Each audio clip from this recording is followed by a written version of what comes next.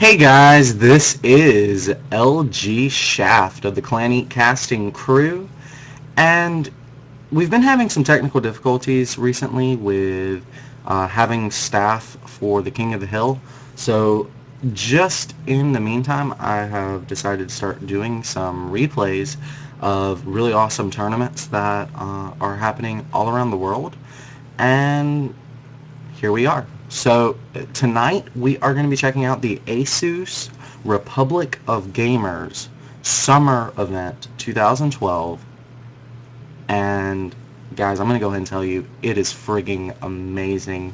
We're talking players like PuMa, 4GG, Idra, just to name a few. I mean, dude, Roxkus Titan, players you've maybe never even heard of just coming in and dominating. Definitely a tournament to go check out. Some really awesome games casted by Apollo, In Control. Just, dude, very, very awesome event. There's MC in there doing this really awesome dance. Like, if you haven't seen the event, it's all posted on Team Liquid. Definitely something worth going to check out. But I've selected just a couple of games from this tournament that I found really, really awesome and eventful, and as such, I'm going to be presenting them to you. So without further ado, let's get this thing started. Alright, so here on the top left-hand side of the map, and having a little screen region difficulty, but that's easy enough.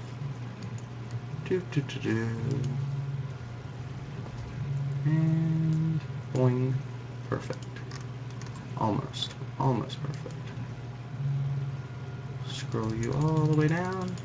Sorry about this, guys. Not sure what happened there, but easily enough fixed. Here on the top left-hand side of Ohana Ladder Edition, this is a player from Team Evil Geniuses, foreign player. I guess you could call him, though he is actually Korean, just on a foreigner team.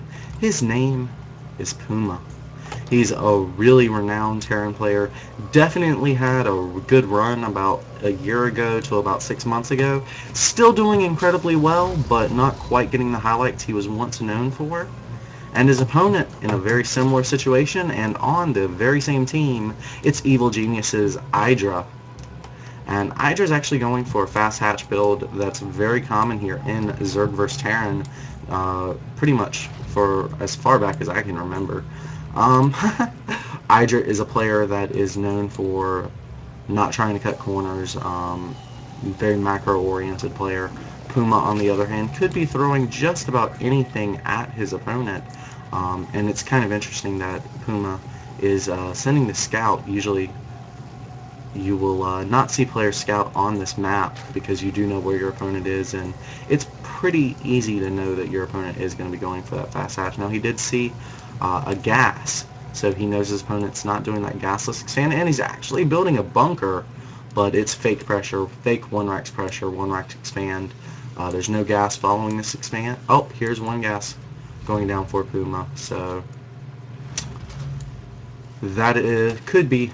Oh, second gas actually being built now. PuMa probably going to be going to Hellion Banshee or mech style, though that's not set in stone just yet. We do know that he's not going to be getting that fast third orbital, so he's going to play a little bit safer against Idra. Idra getting lane speed and has pulled all but one drone off his gas, and that's going to allow him to get some minerals, a couple more drones out, that third base if he decides he wants it. And we actually have PuMa, who is going to keep this injured SCV over here on this fourth base, so he can keep an eye out on this third, because he does know that's still an option for Idra. We are going to see that factory going down now for PuMa, and this is going to be a reactor. Okay, so it's it's a 1-rax Expo into Reactor Hellion build, which can be thwarted pretty easily by roaches. I'm just not a player known for liking roaches, so this is a little bit playing the player rather than playing the game. But reactor Hellions can be dealt with Lings or with Spine Crawlers or with Queens. We don't have Idra taking that third base. He's actually getting 2 more gas now as well as a layer before third, so this is looking more and more like Mutalisks. And PuMa is going to do well up until the point that those Mutalisks do come out onto the field. So, Starport is on the way for PuMa. All this very, very standard stuff going into this game. I think the biggest thing EGIdra is really going to need to worry about is the possibility of mech behind this. This is a map known for a lot of mech styles. It's a very defensive map. Easy to hold that third base that mech absolutely requires. It's very gas intensive, and those 5th and 6th gas play a major role in a mech player's arsenal. Well, there's EGIdra going ahead getting that 4th gas up and running. He's getting a Spine Crawler, making a couple extra drones, not immediately rushing into Spire Tech, but oh, there it is. Interesting position here. This is actually hidden away from both his hatcheries, which are easily the items that PuMa's going to want to scan. This is not a very likely place to be scanned, so this is, in a way, EGIdra trying to hide tech a little bit. Kind of an interesting technique, not something you see from EGIdra, this devious kind of style, but definitely a interesting thing to see in his arsenal. Evolution Chamber, Baneling Nest, he's definitely going to be going heavy Mutalisks, as those Banelings will allow the Mutas to be fairly safe against Marines. Going to go ahead and force tanks out of his, force less tanks out of his opponent by forcing Thors to come out earlier. These Hellions are going to go ahead and take map control.